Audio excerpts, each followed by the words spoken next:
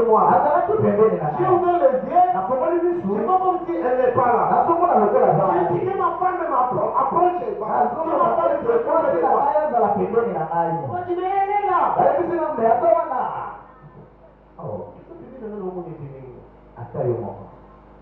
Je regarde encore. C'est pas comme si elle est devenue deux. Je voulais me lever. On m'a dit non, ce n'est pas encore fini. Repose-toi encore. Je me suis reposé. Je ne savais pas si j'ai fait combien de temps, mais quand je me suis réveillé, j'ai retrouvé maintenant mes sens. Oui, j'ai fait 3 semaines et je ne venais pas à l'église. Je suis rentré à la maison, j'ai fait 10 mois. Pendant tout ce temps-là, je ne rêvais pas d'autre chose que de me tenir ici comme je suis là.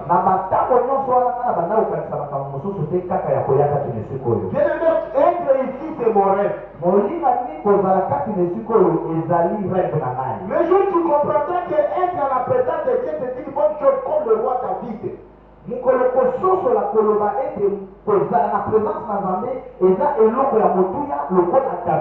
Bien aimé, David va changer. Tu vas voir Dieu dans une nouvelle dimension.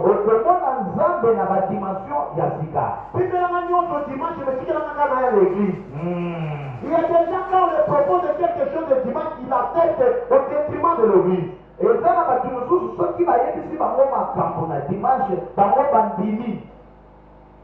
Vaut mieux sacrifier qui te met dans le local. Il y a des gens quand on dit nous allons qui collent. Dimanche à 9h. Il y a des personnes, c'est l'heure de l'église. Il va dire qui colle les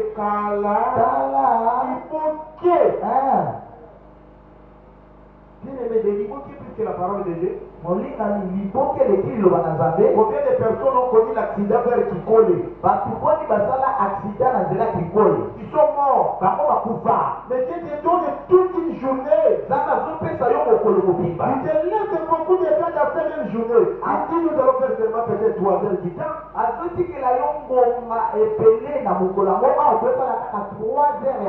je le Kimbaniste, il passe toute la journée.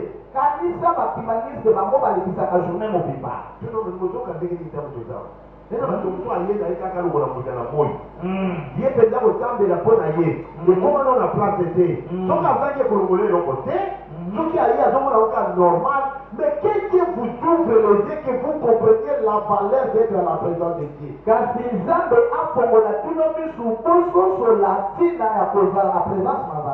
vois mon fils Michael. Oh, que Dieu me fasse grâce et je rentre encore à Kinshasa. Que je sers encore Dieu dans notre paroisse. J'ai envie d'être encore à côté des enfants de l'école. Quand je vois les gens abandonner les enfants, ça me fait mal. Il y a des fois quelqu'un n'a pas besoin de transport pour venir à l'église miracle de l'équipe. Laisse-moi vous dire, tous les jours que maman reste à la maison, ce n'est pas seulement la santé, c'est aussi à cause des transports. Même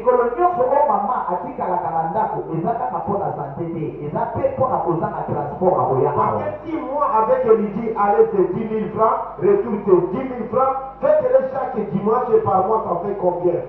Soki ngai nalibi koya 10 000, kozonga 10 000, osala calcul pendant 1 mois, elongo na mama ekokoma combien? Même si on avait beaucoup d'argent, chaque dimanche 30 000 francs, dimanche nyonso 30 000, aller-retour 60 000, aller-retour 60 000. Et vous avez l'opportunité. Vous avez la grâce. Il y a des gens qui quittent Maloko pour venir à l'église à Massina, à Bandar. Mais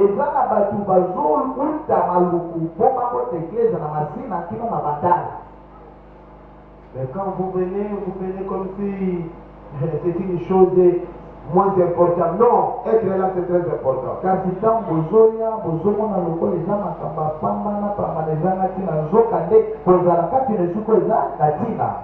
Je vais introduire la sida va continuer parce qu'aujourd'hui c'est le dernier dimanche, le premier dimanche du mois. Ngai na introduire message kasi assistant ngai a continuer par mater lelo et la première dimanche à 100 ans. Et je vais aussi clôturer les témoignages pour que nous entamons le nouveau thème.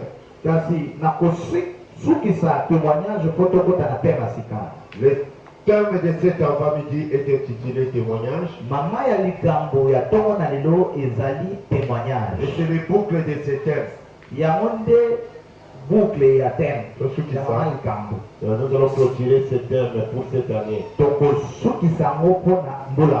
Et le sous-thème est intitulé quelle est la qualité de ton témoignage?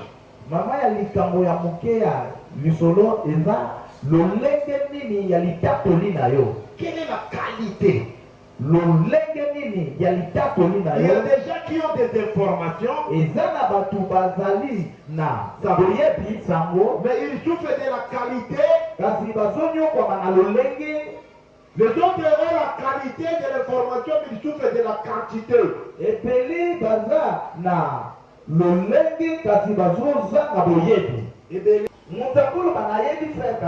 Peut-être il connaît vraiment frère Kalume comme le père de grâce. Mais si il dit parle-moi encore de Kalume, il sera limité parce qu'il a peine de quantité.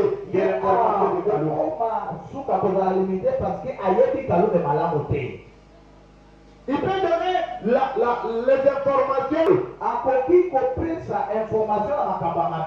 Alléluia. Amen. Nous voulons parler de la qualité des témoignages. J'ai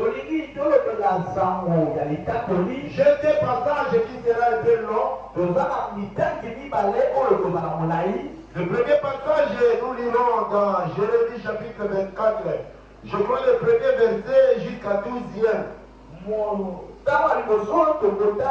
Jérémie chapitre 24, le premier verset qui nous a Je lis Jérémie chapitre 24, le premier verset à 12. Je lis au nom de Jésus. Amen. Amen. L'Éternel me fit voir un panier de figuiers posé devant le temple de l'Éternel.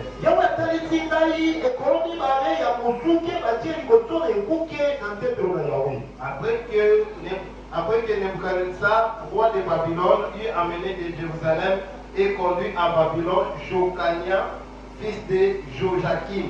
Si mon Nebuchadnezzar mokonzi ya Babylone amemi Jokasia na Babylone, roi de Juda, mokonzi na Yuda, le chef de Juda, bakonzi na Yuda, les charpentiers batongi ya Yuda et les serruriers. mpe basali ekuke. L'un des paniers contenait de très bonnes figues.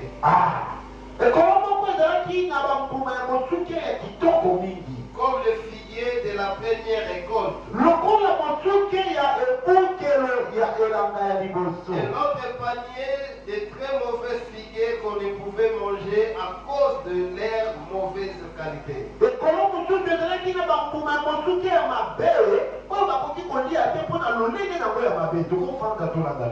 L'Éternel me dit, que vois-tu, Jérémie? Je répondis, les figuiers, les bonnes figuiers sont très bons. Et les mauvaises sont très mauvaises. Elles ne peuvent être mangées à cause de leur mauvaise qualité. La parole de l'Éternel me fit adresser en ces mots. Ici parle l'Éternel, le Dieu d'Israël. Comme tu distingues ces bonnes figues, et si je distinguerai pour leur être favorable.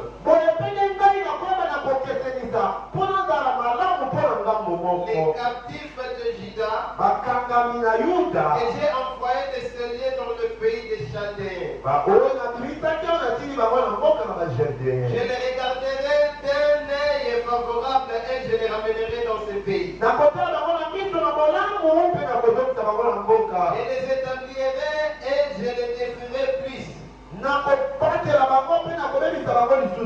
Je les planterai et ne les arracherai plus. Na kolonga bango mpe na kopikola bango lisusu te. Je leur donnerai un cœur pour qu'ils me connaissent que je suis l'Éternel. Na opesa bango motema mpo bayeba ete naza Nzambe. Ils seront mon peuple libota na ngai et je serai leur Dieu. naza Nzambe na bango. Ils reviennent à moi de tout leur cœur. soki bazongi epai na ngai na motema na bango mobimba. Et comme les mauvaises figuiers ne peuvent être mangées à cause de leur mauvaise qualité, lokola mbuma mosuke ya mabe ekokoliama te mpo na lolenge nango ya mabe, dit l'Éternel, elobi yawe ainsi ferai-je devenir Sédécia, belenge na kokomisa Sedekia roi de Juda, mokonzi na Yuda ses chefs mpe na konzi nyonso na ye et le reste de Jérusalem. mpe ntango na bato na Yerusaleme. Ceux qui sont restés dans ce pays et ceux qui habitent dans le pays d'Égypte.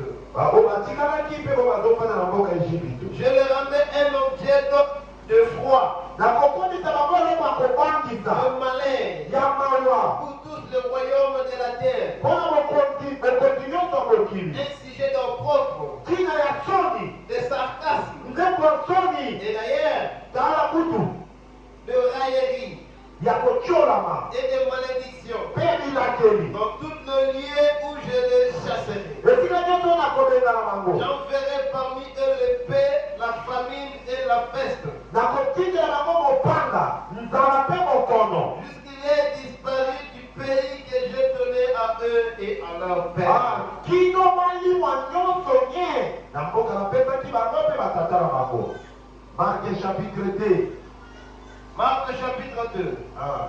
Quelques jours après, mwa nsima na ntango na mikolo Jésus revint à Capernaum. yesu azoki lisu na Kapernauma. On apprit qu'il a été à la maison ayoki ete aza na ndako moko et il ensembla. ndako na kati mpe esika ata libanda ya kotelema ezalaki te. Il a annoncé la parole. atei bango sango malamu. Et ces gens vinrent à lui amenant un paralytique porté par 4 hommes. kasi bato moko baye epai na ye bamemi ebongono na bato minei.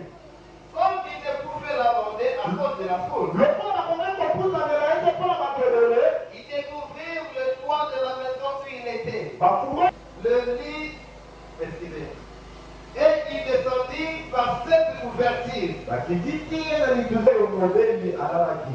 Jésus voyant leur foi, yesu asali kondima na bango dit au paralytique, me parle-t-il ainsi? Il mpona blasphème. moto azoloba boye azotuka. Qui peut pardonner le péché si ce n'est Dieu seul? nani akokolelisa lisumu soki nzambe te.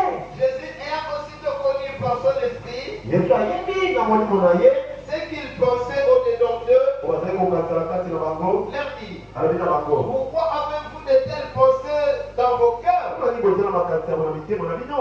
Lequel est le plus aisé nini nde eza malamu koleka de dire au paralytique tes koloba na péchés ebotono sont pardonnés, masumu na ebibisami ou de dire lève-toi, prends ton lit et marche? to koloba telema zo mpeto na yo kende.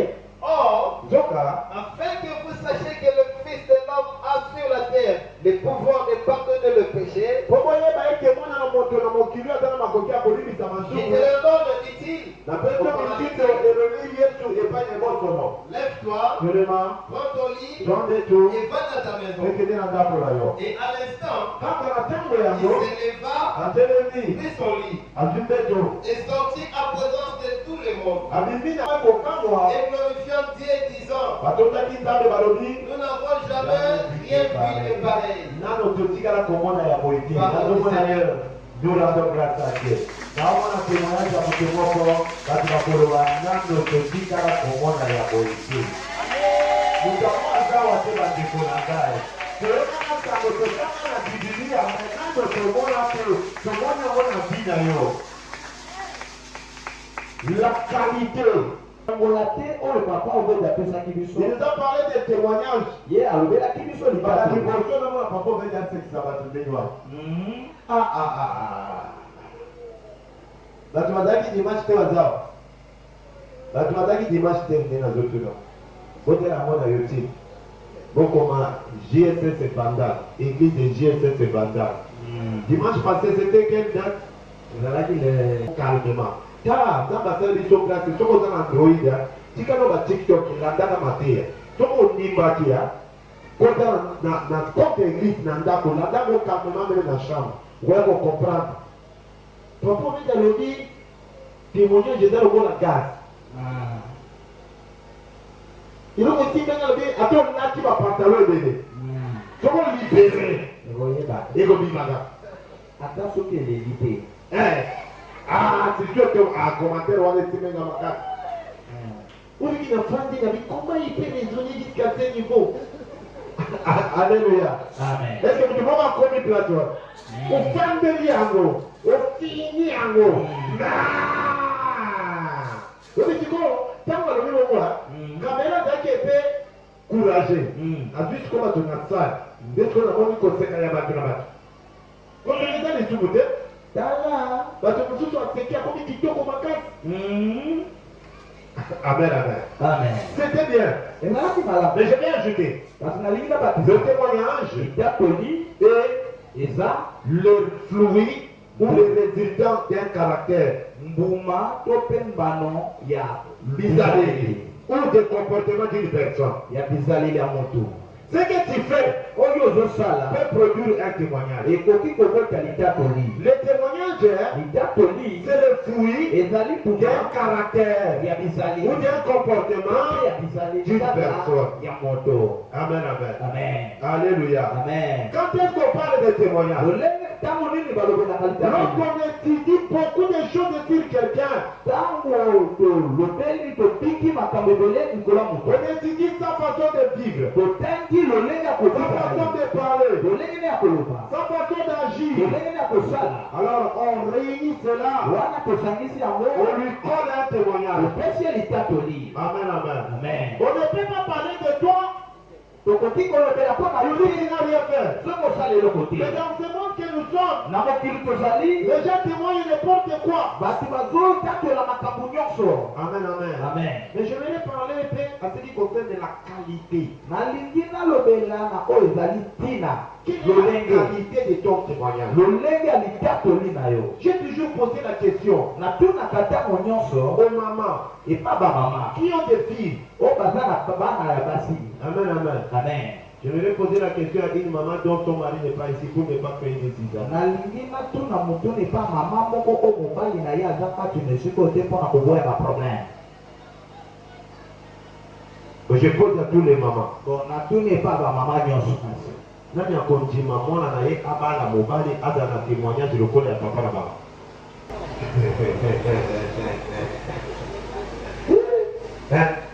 Sio nina tuna lisi est okondima. Grâce à merveille. Abala mobali aza na caractère ya kalumi. Témoignage ya kalumi. Bayeli mobali aza makamboka lokola papa na ye. Okondima. Na si atuna ba quelqu'un na ba couple belé, et regarde les amis du famille pas de même comportement que toi. Est-ce que okondima bana na yo bazala na bizaleli lolenge yo ozali? Donc je vais parler très bien. bona okende mosika te. Je me souviens de tout Marla. Marla, c'est mon petit moi dans le coin là yo. On ça il y a bien au mai. Tala ye moko ami boya. Maman Rachel, le monde dit moi na yo ada le coin là yo. Le comportement, c'est le fruit des caractères et le témoignage, c'est le fruit des caractères et des comportements. litatoli ezali mbuma ya bizaleli. Est-ce que votre fruit ou votre figure est laide ou est bon à manger? Est-ce que mbuma na yo eza malamu mpona kolia?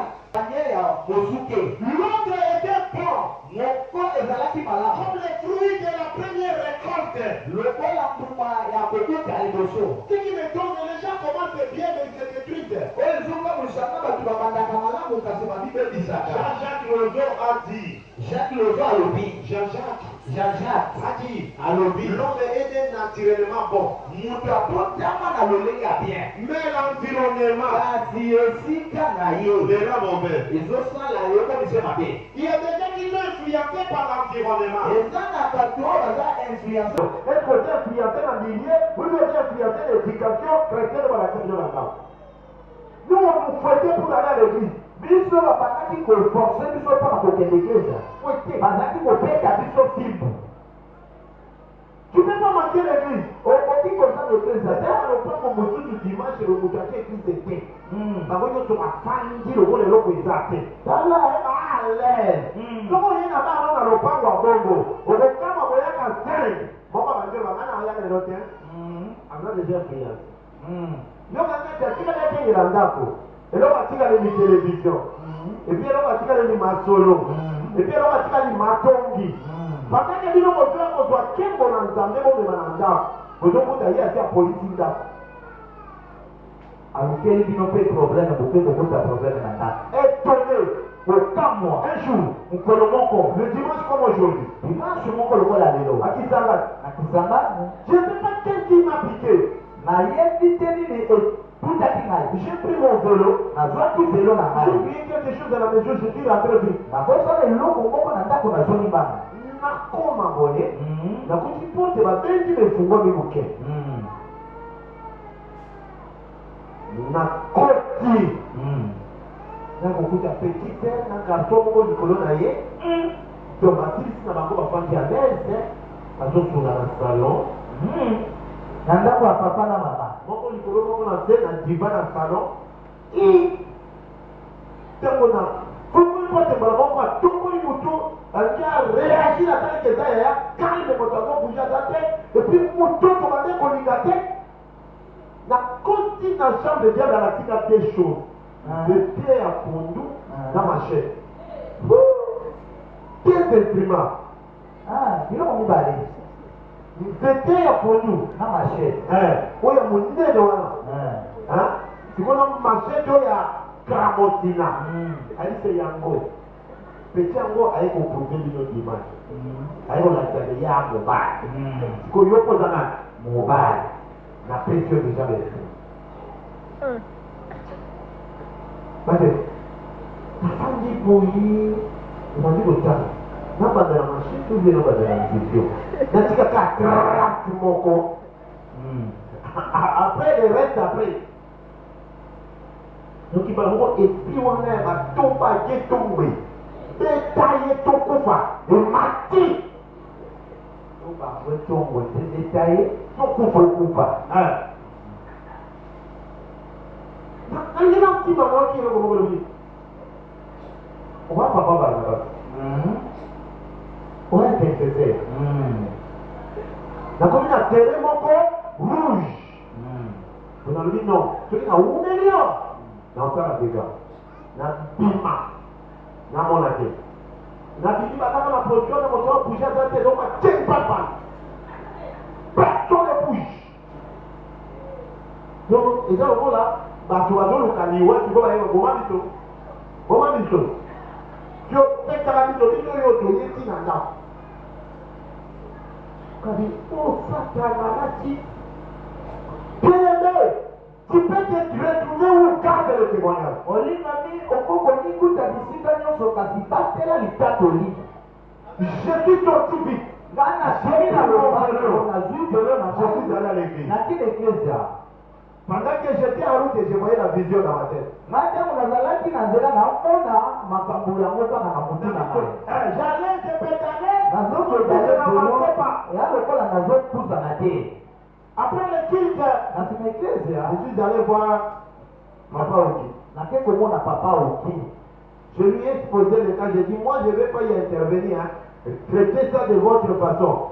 ngai nayebisi likambo yango nayebisi ngai na okota makambo wana te bosala ngo na ndenge na bino. Bien-aimé, garde ton témoignage. olingami batela litatoli na Il yo. y a deux sortes de témoignages. eza na lolenge baya litatoli eza na litatoli ya lolenge ya mabe mpe na litatoli ya lolenge malamu.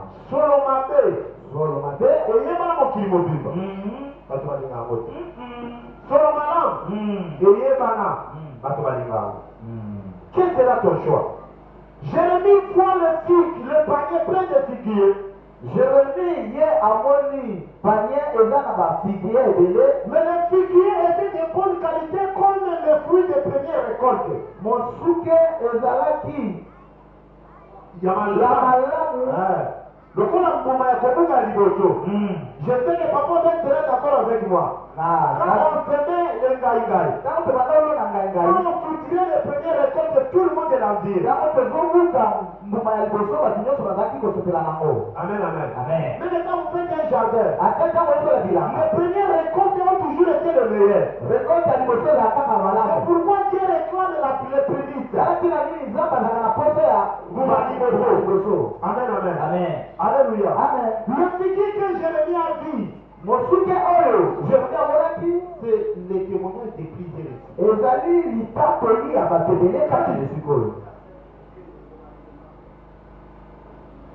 ont commencé à servir Dieu,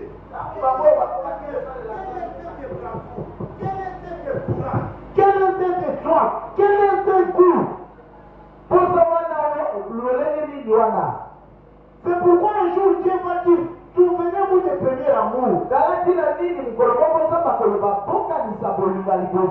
Amen, amen. Amen. Parce que chacun de nous peut réfléchir le premier jour, quand il a commencé à servir Dieu, quand il a commencé à venir à l'église. Est-ce que mutu moko kati na biso akokokanisa mokolo ya liboso ye akomaki koya l'église? Quand nous avions commencé, ntango biso tobandaki, il y avait concurrence, ezalaki na kondongwana, il y avait concours. ezalaki na kondongwana, Les gens faisaient, bato bazalaki moi kosala je le sache. katake nga nayeba. Il disait jusqu'à la fin de l'année, je vais voir, nous allons compter qui sera absent et qui sera là. Donc on le jour. kilo na suka tokomona banani bakozala mpe banani bakozala te. Parce que la concurrence à l'intérieur de l'église, dans la ère à Koya, qui n'a pas de tout compter à jour. ezalaki kosalela. Danger c'est tout. Oui, oui. Quand il a tellement entendu la dimension que même les jours qui étaient là, quand tu as provoqué une journée, il faut passer une journée d'église. bato mpe babanda kotatola mwawa. Donc quand on voit mon pimba dans la tête, qui c'est mon côté. Qu'est-ce qui les poussait à faire ça? nini nde banda kotika bango basala ngo? C'était l'amour. ezalaki bolingo. Alléluia. Amen. Et quand on pratique l'amour, ntango tozosalela bolingo, ça y a un fruit. ezomota mbuma. Ce fruit-là, nous l'avons nommé témoignage. mbuma wana tobengi yango litatoli. Quel est votre témoignage aujourd'hui à l'église et par rapport au début? litatoli na yo awa na eklezia eza ndenge nini na oyo ya liboso? Si tu vois une dimension au combat, tu es dit, tala au côté de la collation, tu es dit la témoignage, parce que yo comment on dit la biso.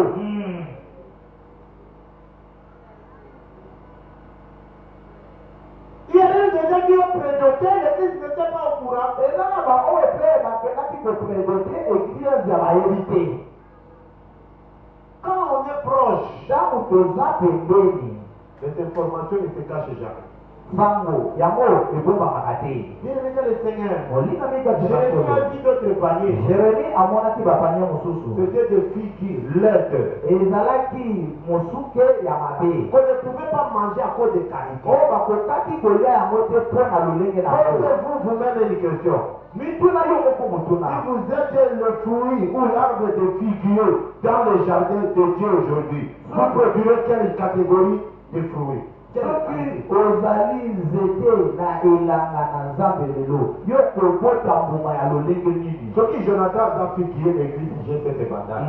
Ndenge atambolaka na témoignage ekobimisa mbomani. tala Soki yo oza mosuki l'église oyo, ndenge otambolaka na ndenge oyaka na ndenge obika na cité, soki balobi témoignage na eza mbuma ekozala ya kengeki ya malamu kolia ou bien ya mabe.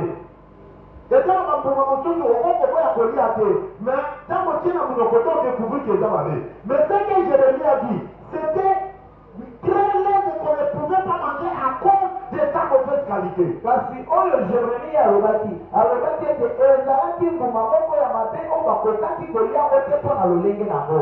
La qualité de votre témoignage, lolenge ya litatoli na yo, comment est-ce qu'il travaille votre témoignage? lolenge nini osalelaka litatoli na yo? Quand on t'invite à la fête, ntango bazobenga yo na nteke, tu fais le maquillage, ozosala mapara tu jour, prends le temps, ozozwa ntango, tu prends le temps, ozozwa ntango, tu fais tout un travail pour que tu sois belle au pot. ozosala mosala mobimba mpo ozala kitoko, Tu arranges les habits ozobongisa bilamba pour que quand tu vas te présenter au dit qu'il y a là qui tombe. mpo ntango okozala liboso. kobondela Mais Nzambe partout qu'on parlera de Barnabas, bisika nyonso bakolobela Barnabas on parle de bons témoignages. balobela litatoli ya malamu. Si les gens vont parler des mensonges, des faux témoignages, que ce soit des mensonges. soki bato bakolobela lokuta témoignage wana ezala lokuta. Quand il va colorer la ligue, quand il y a le kuta, au moins il y a le kuta. kolia te À cause de ça, na lolenge nango quelle est ta qualité? lolenge na yo eza ndenge nini. Parce que ma mère va dire que ça va pas biloko ya malamu. Ana olobela elongi kitoko te, na olobela pembe te moyindo te, na solo ma qualité. Lolenge ya litato nini balobaka mpona yo. Un jour Jésus a posé la question à ses disciples. mokolo moko yesu atuni mutuna epa bayekoli na ye. Dites-vous que j'ai vu moi le fils de l'homme. baloba nini mpo na ngai wana na moto. Les gens l'ont collé tout. D'autres noms qui ne lui appartiennent pas, qui ne lui conviennent pas. bato bapesaki ye bakombo ebele oyo ezalaki ya yo te. Et il dit alors vous. alobi kasi bino. Comme je vais poser la question, parce que le bani pour la bande, dans GSS, dans Barnabas et dans GSS Banga. Vous pouvez dire n'importe quoi, il n'y a pas de problème. Mais ce qui me concerne, c'est ce que vous dites. okokoloba makambo nyonso likambo za te oyo nga nazoki te eza oyo bino bozoloba. Il y a des gens, quand il fait le mal, on lui parle, il se fâche au lieu d'échanger. eza na bato oyo soki asali mabe balobeli ye ye asiliki olie achange. J'ai dit aujourd'hui, les musiciens ne chanteront pas. L'un des musiciens était ici, il est parti. na lobaki lelo mpona bayembi bakoyemba te bazalaki mosusu bazalaki awa bango bazoli na bango. L'un, moko. moko Et l'autre est resté. mosusu atikali. Oyebi te? Oyebi te? oyebi te a Oyebi? Oyebi po ani? Po toto tikali. Ata toka ke esika mabe te. Mais mpoka babe lokoyemba te alaki te ake. Et ça connaît directement la témoignage sans le savoir. Faites attention avec ce que tu fais aujourd'hui, ça peut t'écouter demain. salaki bana oyo ozosala lelo Avant de donner une acte, il faut réfléchir. akosala likambo moko esengeli obanza Ça peut connaître votre témoignage. ekoki kolata litatoli na yo. Le témoignage est très cher. litatoli eza motuya. Le témoignage est fort à une réputation. litatoli eza malamu koleka réputation. C'est comme la réputation. eza lokola réputation. Pourquoi on va parler ici? Au partir, si tu détruis la réputation de quelqu'un, tu dois le dédommager. réputation ya bango On ne moko. peut pas demeurer là parce que je dois avancer. nalingi natelema wana te po esenge On nakoba. devait parler de panier, le figue et le figure. nalingi nalobela panier On devait. esengelaki tolobela. On ne pouvait pas le dire maintenant. tokokaki koloba ngo sikoyo. Mais je prends seulement la qualité. nazozwaka On ne lolenge. parle pas de quantité, d'abord la qualité. tozolobela motango te kasi tolobela lolenge. Amen, amen. amen. Ce que tu fais oyo ozosala peut te produire un fruit. ekoki kobotela yo mbuma. Le fruit s'appelle mbuma ebengami témoignage. litatoli. Même les en église. Tu vas dire ça pour ça. Ça les premier, oui. dans ma tête, à ta sortie, tu es mon baptême à côté. baolala. Et ça, tu es monté, il a doté à Dieu, et ça, tu es dans bango. Et comment par la tête au bacango, quand tu dors chaque fois, il faut savoir qu'il y a quelques possibilités. soit te baloka yo soit yo tozoloka biso sikoyo biso bayoloka biso eza te seke baloka yo. Et on a mis aux affaires. Qu'est-ce que tu produis comme témoignage? Quelle est la qualité de votre témoignage? nini yango nde ozobota lokola litatoli lolenga litatoli na yo eza ndenge nini. Vous avez dit ça bien, on va jusqu'à $10,000. Hey! Je découvre un sens, monsieur. ok. Je vais bien, on va vivre ça là. Hey! C'est la réflexion. Quelle est la qualité de témoignage que tu produis aujourd'hui? Quelle sera la qualité de témoignage que tu produiras au futur? lolenge nini ya litatoli oyo ozobota lelo elolenge nini ya litatoli oyo tokotela yo lobi. Je vais parler d'un père. nalingi nalobela mpo na On n'a pas tata donné le nom de ce père. bapesaki kombo ya tata oyo On yango a parlé de sa ville. me balobelaki mpo na mboka na ye. Le ville qu'il habitait, c'était une ville qui avait beaucoup de serpents. afandaki ezalaki mboka ezalaki na banyoka ebele. C'était une ville où on faisait beaucoup de la pêche aussi. Ezali mboka oyo bazalaki koloba mbisi. Ça s'appelle Capernaum. Ebengami Capernaum. Là, Jésus appelait même les dons de race du père. Kuna Yesu abandaki kobenga batu Libota ya banyoka. Parce qu'il y avait beaucoup de serpents à Capernaum. ezalaki na banyoka ebele na Capernaum. Amen, amen. Amen. Alléluia. Amen. Comme un jour, les Blancs sont allés dans un village, ils ont trouvé beaucoup de bois, ils les ont nommés chez Baboa. Eza lokola mokolo moko bamindele bakendaki na mboka moko bakuti baboa ebele Baboa ebele bapesi bango kombo ya baboa. Selon l'histoire que j'ai suivie. kolanda sango ona na yoka Na litatoli moko. na litatoli Bamindele bazakoloba chez les Boa. bamindele babandoloba chez les boa. Soki apesani, ne te fâche pas. kosilika te. Amen, amen. Amen. Vous avez expliqué avec moi. olandaki elongo na ngai Les chansons n'ont pas mal fait d'oublier Joseph. echanson azalaki mabe te ya Mosali Masanga. mosali N'a masanga pas mal fait d'oublier azalaki Joseph. mabe te ya kobwesa na joseph Parce que papa te si tu te souvenais de Joseph au même moment qu'il venait de prison, soki akanisaki mpo na joseph na ntango ye akendaki na dans prison le palais royal, il n'y avait qu'un poste seulement qui était vide. na palais royal ezalaki kaka poste moko oyo ezalaki na moto te Un poste de panancier. poste ya mosali mapa Parce qu'il était mort. papa te ya kufaki Si tu te souvenais de Joseph à cette époque-là, soki akanisaki mpo na joseph na on ekeko allait engager Joseph panancier. balingaki bapesa ye mosali mapa Or, zoka lui n'est pas panancier. ye aza mosali mapa Lui te était gestionnaire. ye aza koba te Son père l'a envoyé ata na ye abango etika avec ye voir ses frères, akende komona bandeko na les ye apporter à manger. akomela bango ya Il kolia a calculé le nombre de jours kotanga kotanga et la bamikolo quantité de nourriture. oyo lolenge ya Il bibeli amenait aussi les médicaments parce qu'il devait voir leur santé. akangaki komema mpikisi mpo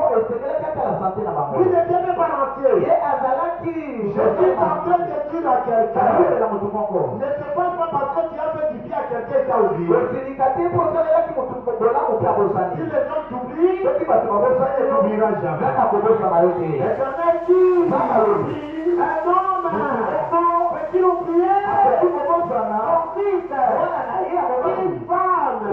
mwana mwasi Peut-il oublier akoki sa kobosana fille? mwana na ye ya mwasi N'aura-t-il pas souci des fruits de ses entrailles? akozala na susi ya mbota ya libumu na ye te Il dit même si le père oublie son fils, soki tata abosani mwana na ye ya mobali moi je ne t'oublierai jamais. ngana kobosanaka yo te Kobosana bato eza kobosana na nzambe te.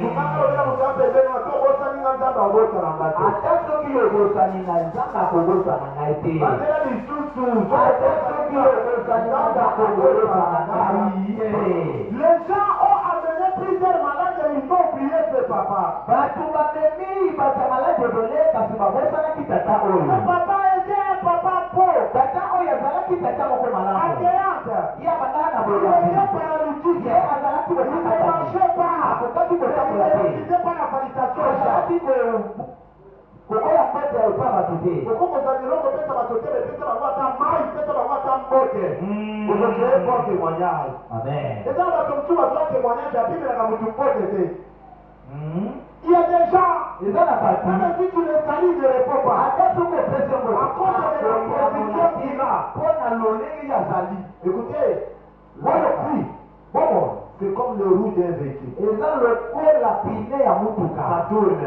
ezobaluka Si tu es dans une bonne position aujourd'hui, soki oza na ntango ya bien lelo tu ne méprises pas les autres. komona bamisusu pamba te C'est pourquoi les gens les témoigner. tata oyo bato babanda kotatola Vous ye savez, dans notre pays, oyebi na mboka na biso quelqu'un a une malformation. soki motu aza na eboso to mpe defo moko Il voit les autres qui sont à bon état comme s'ils sont les adversaires. azomona bato oyo baza malamu lokola banguna na ye Il suffit que tu lui rappelles ce qu'il est. eza kaka soki orapele oyo ye azali asiliki C'est tout baokataka na libongo na biso. Pourtant, ils ont commandé le boulot à Kamo. tala Mais ce papa était bon. papa oyo azalaki malamu Il aimait les gens. ya banda kolinga bato Il ne marchait pas. abanda takola te Mais il saluait les gens. azalaki kopesa bato mbote Il était connu. ayebamaki Il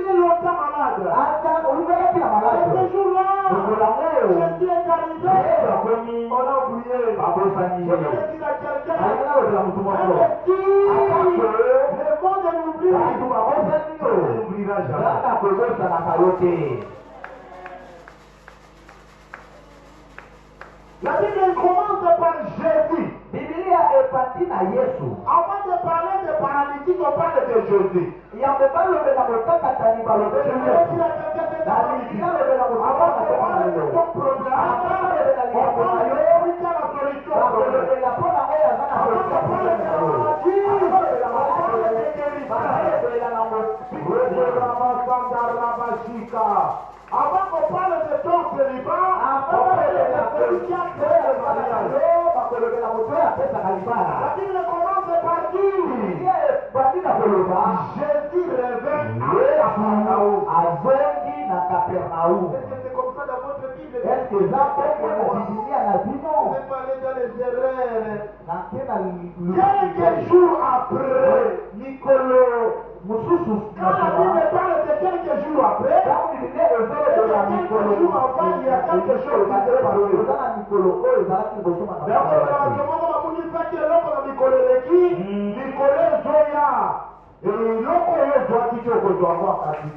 Amen. Pas quelques jours après, Jésus revint à Capernaum. Yesu azongi na Kapernaum. On a appris qu'il était dans la maison. Bayokisango ete azalaki na ndako. Avant de parler de paralytique, on parle d'abord de la maison où le paralytique sera guéri. Avant balobela mokakatani bango balobeli ndako oyo mokakatani On a parlé de guérison.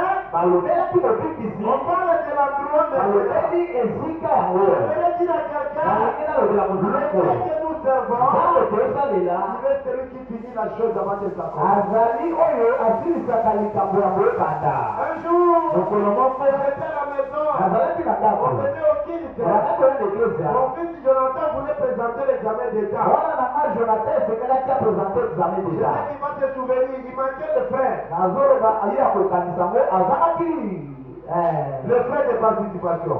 frais ya participation. On va confondre d'abord avec l'examen. Alors nous sommes rentrés à Louloua. biso tozali na loluwa Je l'ai vu plonger sur la table en train de rouler. namoni ye alali na la mesa azokaluka. Abi esili, lelo dimanche kiti esili nazwi mbongo teleki examen na Sandeni. Na Sandeni Nzambe. Il est là. Moi j'ai témoigné quand les gens sont là. aza wana aya linapotapela tango Qu'est-ce que tu avais dit? aza na mikro ana yebisa yo nini. Je t'amène un Dieu capable. Qui finit la chose. asilisaka makambo yango afa libanda. Qui amène le commis cacao. Avant qu'on parle des paralytiques, yambo balobela mokakatani on a parlé de quelques jours après. balobelaki mikolo eleki On a parlé de Jésus. balobeli yesu On a parlé de la maison. balobeli ndako.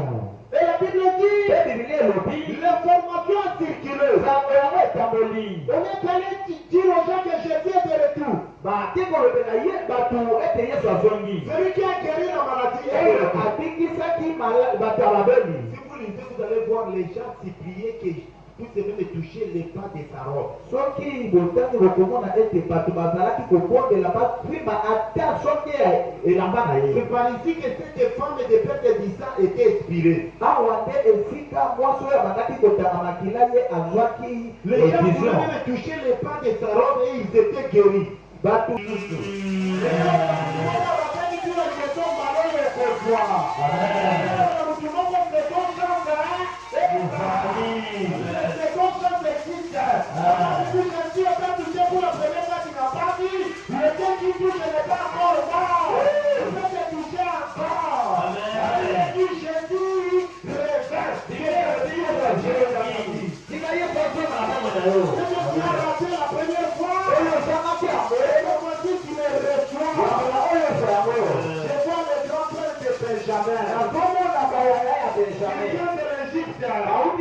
C'était servi par le premier ministre Joseph.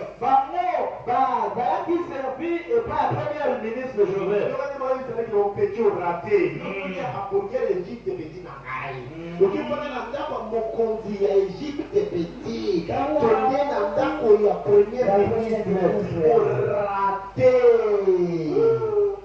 Mucho matolo va raté. Disons que yendele qui propre ya premier ministre. Kama bakete, bataki tu la liboto na oya palo. Je vais dire à quelqu'un,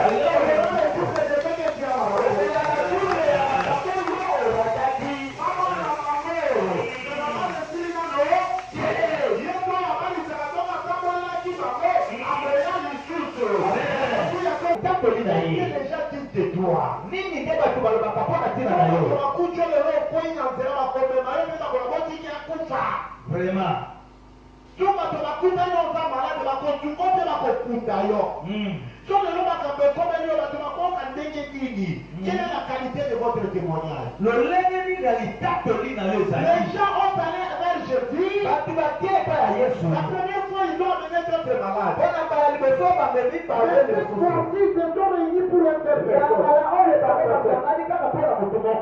gens vers Jésus batu baye libeso ya Yesu amenant un paralytique porté par 4 personnes. Les gens ont amené un paralytique, 4 personnes se sont engagées. batu bamemi mokakatani moko kasi batu minei bango ba mibongisi mpona komema ye.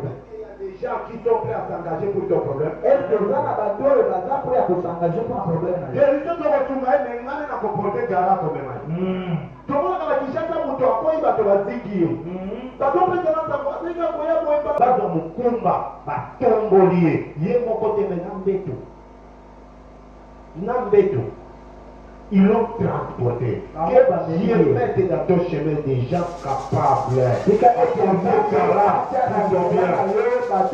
makoki ya komikotisa na problème na yo. Ndio mbona kina baba bana na bicho papobe. Utasemea bien pour papobe ni ngana ndimi na peta mutuka. Je me souviens quand je suis allé voir maman Lydie. Nazoka nisata mara kena komona mama Lydie. Je dis papobe devait se marier. Nalobi papobe dalinga bala. Il a besoin d'un véhicule. Ana aposa mutuka. Papobe. Abi papobe. Dieu a papobe de talent. Yobela papobe ya koza.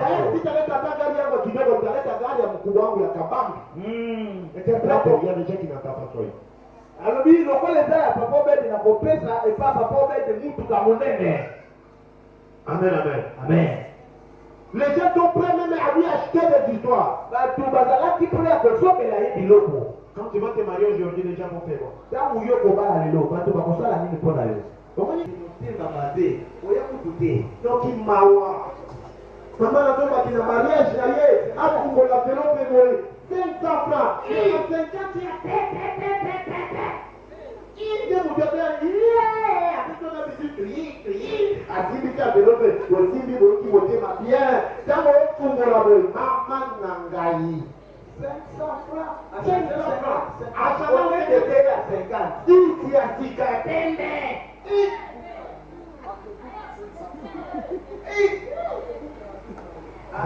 Papa lobe akobuka na tu na ye. Pour nous dire, il y a même un président, la commune de cadeau non emballé.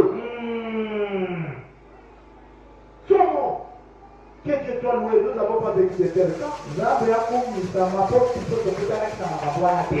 Comment il y a la photo, la cadeau, emballé, la habit, la paix. Donc, on a dit la bonne qui est dans le quête. Au lieu de ça, il dit que ma casse est à la voie à vous. D'abord, on a la qualité de témoignage de Noël.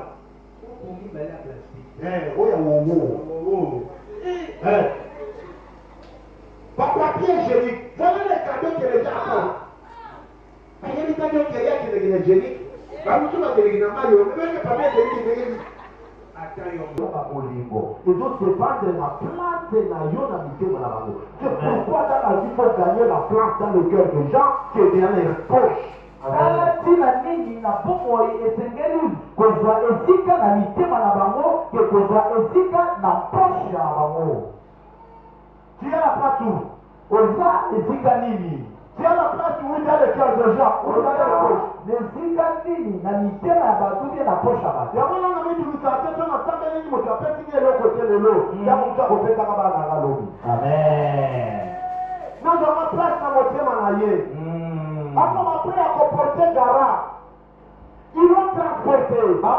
venir. Ils sont arrivés. La famille, Ils ont trouvé la foule. bakuti etuka batu.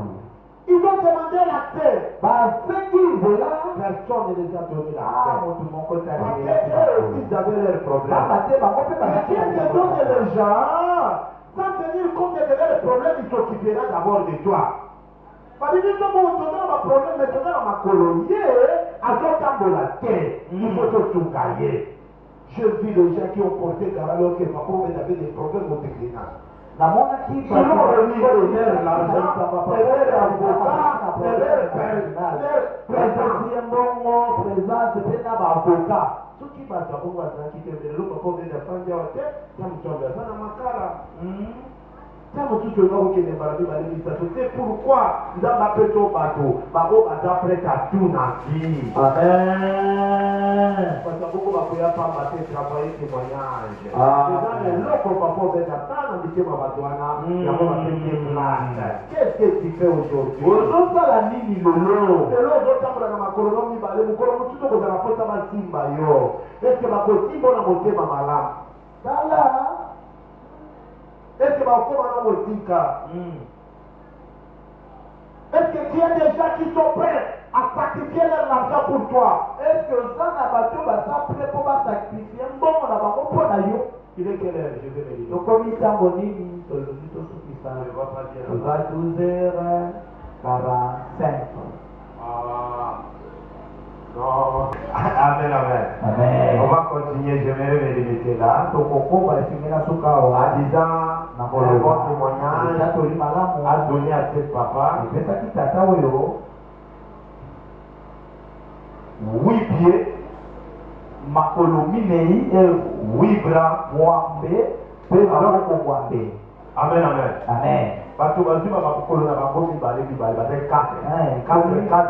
na maboko na bango 4 ezali 8 ekomi mwambe amen amen amen me batomboli ye aza na makolo te mpona témoignage bapesi bamakolo na bango amemi ye na maboko na bango ti epai ye elingi nalobela moto moko témoignage malamu ekopesa yo 8 pieds et 8 bras esika makolo mibale ezosuka makolo 8 ekokende mosika esika maboko mibale ezosuka maboko 8 ekokende mosika nzambe apeso makolo esoma bisiko okoka okoma te akoza témoignage nzambe apeso maboko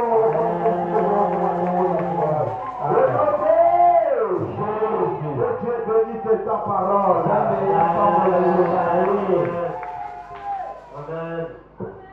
Amen, amen.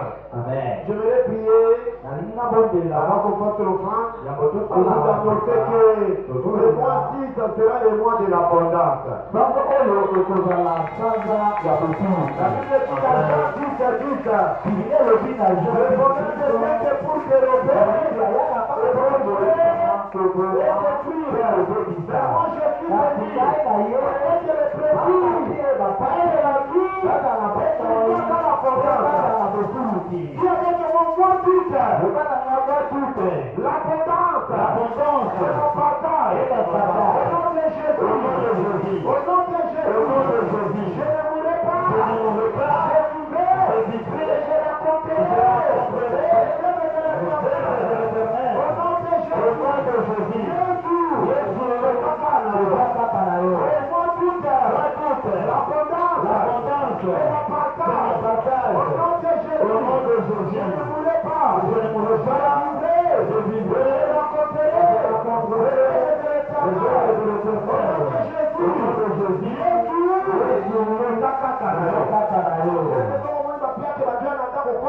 déclarer makambo soko omoni bokauki bongo bato na nzo na mosala na libota kota na nzo aloba mosala nzambe alobaki mwa tute eza mwa ya abondance na kombo na yesu na kokufa te na kotuka mpe na kotatola misala na yawe yesu tozaka na yo ntango ozoba yesu tozaka na yo eki koloba eti ata soki bokauseza yesu kati neza abondance yesu kati neza grandeur yesu kati neza grand chose yesu kati neza changement. Amen.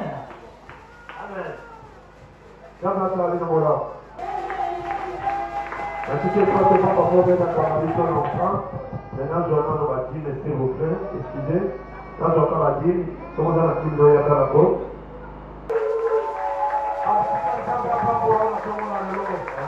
alisaka pambo na yo ozwi ofrande na yo ozokonzela nzambe ozwi ofrande na yo ozokonzela nzambe tibeni l'orateur totiela bapanye na biso tiata tip ozomema yango ese bakikakama biso na loyembo ya kitoko loyembo moko ya esengo loyembo moko oyo ezotombola nzambe yo nazokumisa nzambe ntango paster barabasi azoloba lisolo ya témoignage nazokanisa lisolo wana zelelo bajipe emele ezobima il faut bala pour que bala il faut zwa mutuka mpona koluwe mutuka ere wana il fallait $100 mbona wana nazalaki nango ekoki te me na situki paster barabasi bazoya na chauffeur batie jip ya ml papa nanga asomba te mama nanga asomba te nga moko kutu nasomba te nayebi te na karbira na mutuka na chauffeur baye batie wana tofandi namoni baye na mutuka ngabi nzambe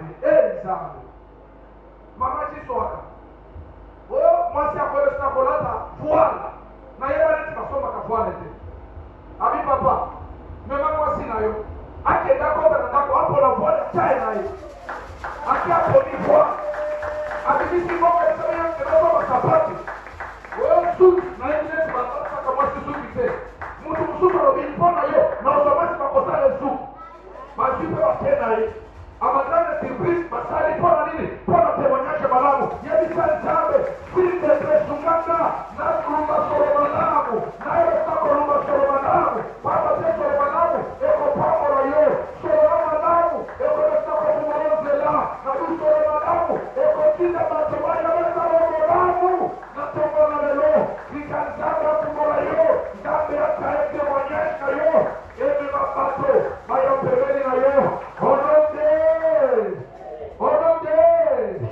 loba yesu yaka lisusu na bomoi nanga oyebi soki papa abimaki na ndako abimi azongi peut-être abosalaki quelque chose peut-être abosali fungola soit akangaki porte bien te azalaki na précision te voilà pourquoi il faut azonga pourvu que ase rassuré allongé vers la partie abi yesu azongi lisusu na Capernaum papa wana babosalaka ye talo yesu azonga na 2026 soki yo soki na janvier te abi yesu azonga na mois d'août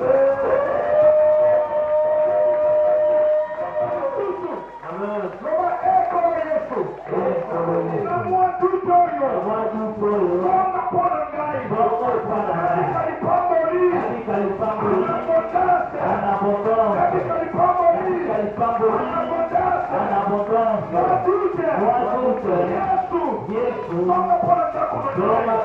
banga yango nde tomoni mama leli te na diaconese Rosie Kimbeli na boye tozopesa programme internationale.